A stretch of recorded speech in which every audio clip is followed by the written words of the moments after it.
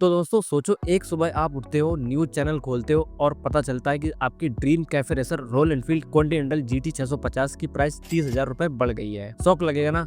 अभी तक जो बाइक एक मिडिल क्लास राइडर अपने सपनों में अफोर्ड करने का प्लान बना रहा था, उसका सपना और दूर चला जाएगा। और ये सब हो रहा है जीएसटी के नए झटके की वजह से। तो क्या कॉन्टिनेंटल जीटी 650 अब एक लग्जरी बनने वाली है, और क्या अभी उसको खरीदने का गोल्डन टाइम है? चलिए इस सवाल का जवाब आज डिटेल में निकालते हैं। सो ही राइडर्स के हालचाल, welcome back to the new video. Royal Enfield का नाम आते ही एक अलग सी फीलिंग आ जाती है, क्योंकि दोस्तों रॉयल एनफील्ड की बाइक सिर्फ एक मशीन नहीं है, एक लाइफ स्टाइल है, एक कल्चर है। और इसी लेगेसी को और भी आइकॉनिक बनाया है उनकी 650 ट्विंस ने। और इन दोनों में से एक बाइक है जो राइडर्स के दिल की धड़कन है, the Royal Enfield Continental GT 650। Cafe racer styling, clip on handlebars, retro look और वो पावरफुल पैरेलल ट्विन इंजन। बस एक बार सुन लो इसका एग्जॉस्ट नोट तो दिल खुद बोल उठता है, ये बाइक चाहिए है बस। लेकिन अब इस बाइक के प्राइस पर लटक रही है एक बड़ी तलवार, और उस तलवार का नाम है जीएसटी का नया रूल। अगर आप जीटी 650 लेने की प्लानिंग कर रहे हो तो ये वीडियो आपके लिए एक वार्निंग भी है और एक अपॉर्चुनिटी भी। चलिए समझते हैं पूरा सीन। अभी इंडिया में टू व्हीलर्स पर स्टैंडर्ड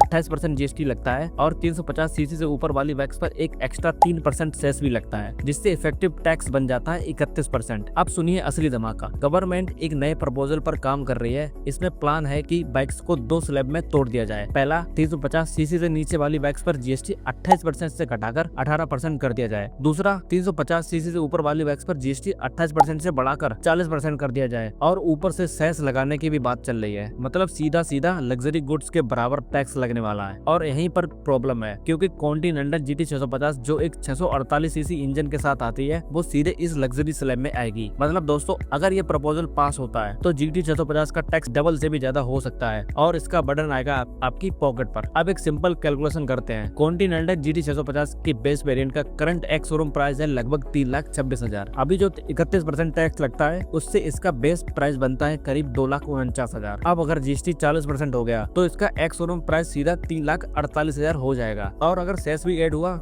तो टैक्स टोटल 43% तक चला जाएगा, तो प्राइस सूट होके 3,56,000 तक पहुंच सकता है। मतलब सिंपल शब्दों में, जो बाइक आपको आज 3,26,000 में मिल रही है, कल वो 30,000 या उससे भी ज्यादा महंगी हो सकती है। और भाई 30,000 में आपको एक अच्छा राइडिंग जैकेट, एक प्रीमियम हेलमेट, ग्लव्स और एक जीपीएस माउंट आ जाएगा। मतलब एक पूरा टूरिंग सेटअप। लेकिन उसी पैसों को आपको सिर्फ टैक्स में देना पड़ेगा। समझ रहे हो ना कैसा लगता है यार? इस नई जीएसटी चेंज का सबसे बड़ा इम्पैक्ट उन लोगों पर पड़ेगा जो सपना देखते हैं जीटी 650 को अपनी जिंदगी का एक हिस्सा बनाने का, जो ईएमआई कैलकुलेट करके अपने एक्सपेंसेस कट करके बाइक अफोर्ड करने की प्लानिंग कर रहे थे। उनके लिए एक बहुत बड़ी सेटबैक होगी। और ये सिर्फ जीटी 650 तक लिमिटेड नहीं है, इसका इम्पैक्ट पूरे 350 सीसी प्लस सेगमेंट पर होगा। Interceptor 650, super metal 650, Dominar 400, Trump speed 400 और भी बाइक्स, सबकी प्राइस ऊपर चढ़ जाएगी। मतलब एक पूरा मिड साइज मोटरसाइकिल सेगमेंट एक लग्जरी ब्रैकेट में शिफ्ट हो जाएगा। लेकिन पिक्चर का दूसरा साइड भी है। रॉयल एनफील्ड की हंटर 350, मेट्रो 350 और क्लासिक 350 जैसे मॉडल्स 18% जीएसटी कैटेगरी में आ जाएंगे, क्योंकि उनका इंजन 349 सीसी है। मतलब उनकी प्राइस और भी अफोर्डेबल हो सकती है। इससे इन बाइक्स की सेल्स में बड़ा जंप आएगा। गवर्नमेंट का आइडिया सिंपल है, मास मार्केट बाइक्स को सस्ता करना और प्रीमियम बाइक से टैक्स रेवेन्यू कवर करना।